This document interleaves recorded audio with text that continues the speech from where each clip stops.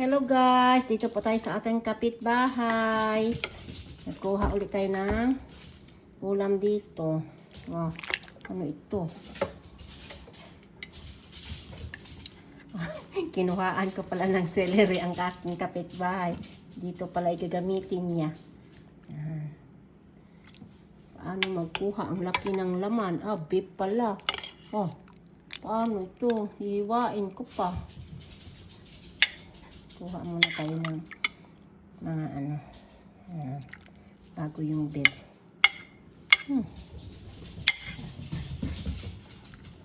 So, ano ko na. Maano na pala. Ito. Ginanon ko na lang. Dahil malambot.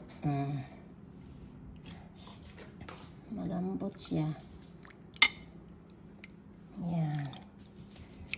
Yan ang saka meron po ditong daing. Kuha tayo ng isa. Yan.